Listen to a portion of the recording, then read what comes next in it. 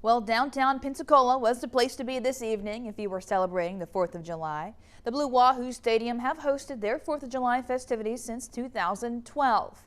A few years after that, the Pensacola Symphony started hosting their Sparks and Stars event right behind the stadium. Both events featured patriotic music, a tribute to military service members, and offered front row seats to a firework display over Pensacola Bay. Sights, sounds, and Southern Nights. One of the best places in the country, I think. Hundreds of people came out to the Blue Wahoos Stadium to enjoy old-fashioned hot dogs, baseball, and fireworks show to be seen right from the field. The event, largely put on for families. Previous years, attendance got up to 5,000 people. You know, we're always, our mission here is to create memorable experiences. This is memorable.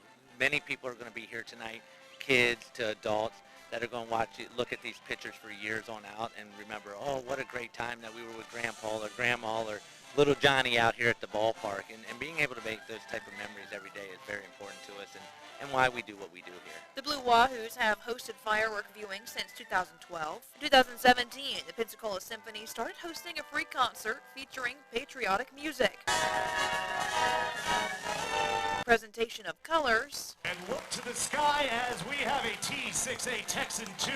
And a flyover of 2 naval training aircrafts, plus a premier viewing location for fireworks from Maritime Park. The Sparks and Stars performance has been the Gaskin family's tradition for the past 3 years. We love the symphony. We love music in our family. So They secured their spot 4 hours ahead of the symphony. I just love the symphony and the music. I am in a church choir, so I just love music. The Gaskins say it's all about the music and being with family. Well, I played in a band in high school and college, so I love the symphony.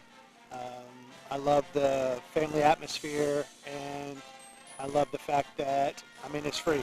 Can't beat that. Katrina Maurer agrees. Her entire family has been trying to come for 4 years. Only 2 of them were not canceled by the weather. This is where we spent our first 4th of July when we moved to Florida, and my cousin lives here and brought us kind of here, so we have a big family day here.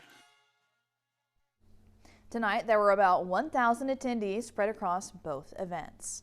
And now we're taking a live look from the 3 Mile Bridge. As you can see, traffic is pretty much stopped for the most part. All of the lanes are backed up heading north back into Pensacola, and it's bumper-to-bumper traffic.